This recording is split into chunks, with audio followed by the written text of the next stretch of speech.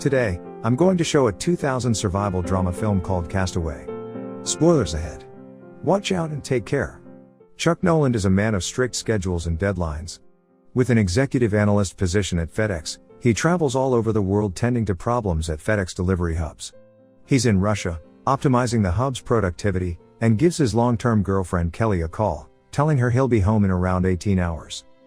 He arrives back in the US and meets up with Kelly, and the two head for the Nolan family Christmas dinner where Chuck's brother brings up marriage for Kelly and Chuck. The two laugh it off, but Chuck's tooth starts hurting and considers heading to the dentist. An emergency comes up and Chuck needs to leave for Malaysia. The pair consult their schedule books, and it's clear that Chuck is a man who places his work above anything else, considering that it's the holidays and he still intends to leave. Kelly accepts this and tries to compromise, asking Chuck to be home before New Year's Eve, to which Chuck says yes. At the airport, Kelly gives Chuck an old watch, a family heirloom, as a Christmas present. Chuck is touched by Kelly's gift and gives her a gift in return. He hands her a small box which she believes to be an engagement ring. Chuck then tells her they'll open it on New Year's Eve when he returns. Chuck then takes off along with 4 flight crew members, and the flight appears to be normal. A few hours into the flight and they run into a storm.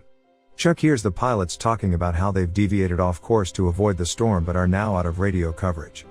The storm gets worse and something in the plane explodes. Chuck and the flight crew are thrown around, but Chuck manages to hold on to an emergency life raft. Chuck sees the ocean getting closer, and before he knows it, an impact rocks the aircraft, and water floods the plane. A few hours later, he wakes up on the beach of an uncharted island in his life raft along with debris from the plane, including several FedEx packages. Chuck surveys the island, finding a cave, and climbs to the island's highest peak. He sees the body of a crewman floating close by and runs to it. He finds it's one of the crew members and discovers he's been saying the man's name wrong all this time. He buries the man and says a short prayer. In the early morning, Chuck sees a ship and tries his best to signal it, but the ship is too far. He gets on his raft and foolishly tries to make a break for the ship, but ends up getting smashed by the waves, injuring his leg in the reef.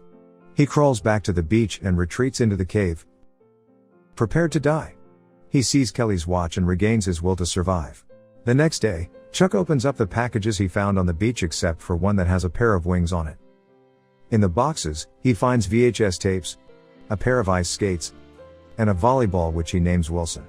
With the equipment he's scavenged, Chuck gathers food, water, and is even able to make a shelter. After many failed attempts, Chuck makes fire, and his spirits are lifted, now having access to warmth, light, a way to cook food, and a companion in the form of Wilson the volleyball. While hunting, Chuck's tooth starts hurting again and he's forced to perform a tooth extraction on himself. He jams one of the ice skates in his mouth and smashes it with a rock, breaking the tooth out and passing out.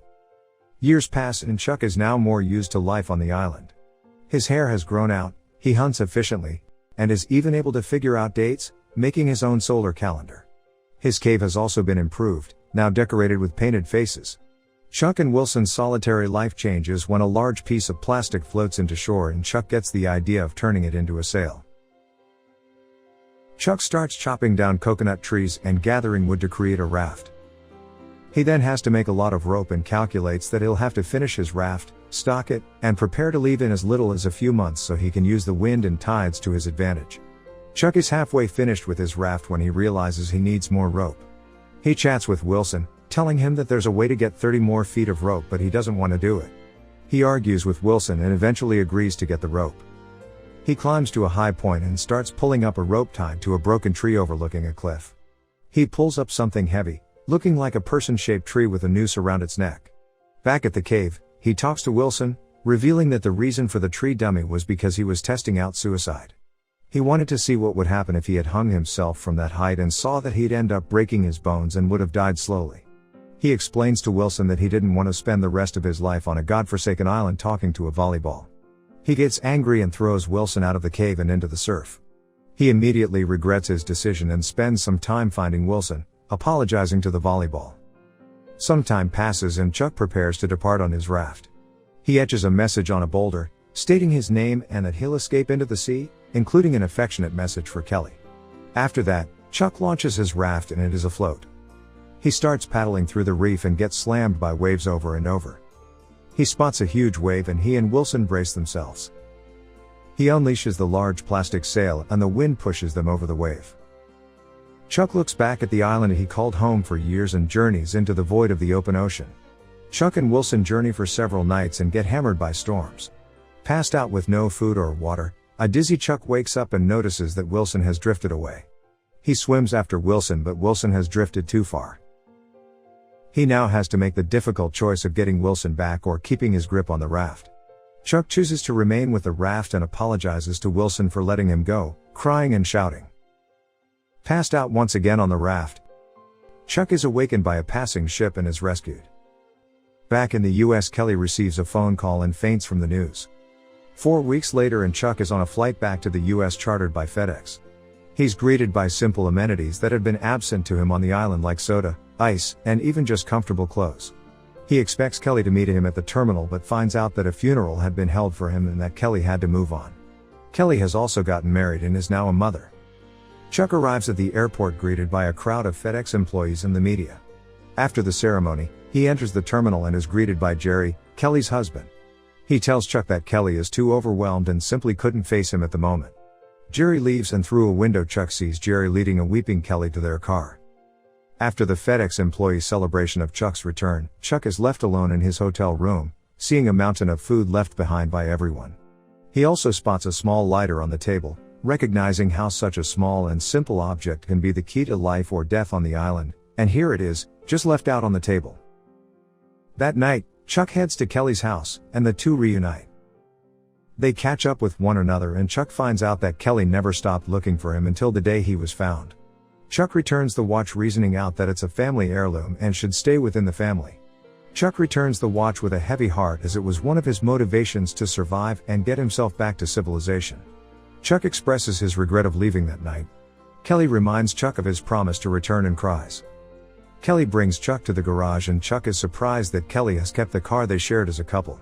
The two hug affectionately and Chuck prepares to drive off. Before he could leave the driveway, Kelly runs out and they share a kiss and tell each other they still love one another. They hold each other affectionately but come to an understanding that too much had changed. Kelly now has a family and no matter how much she loves Chuck, she can't abandon them. The two sadly depart. Chuck expresses to a friend the bittersweet experience of losing Kelly when he crashed, surviving on the island, making it back to society, only to find out that he had been considered dead and that he's gained his life and Kelly back, only to lose her a second time. Chuck drives to Texas to return the unopened package with a pair of wings. He arrives at a farmhouse but nobody is home. He leaves the package and a note saying the package saved his life and thanking the person who sent it. On his drive out, he stops by an intersection and reads a map. A woman in a farm truck drives up to Chuck and happily gives him directions.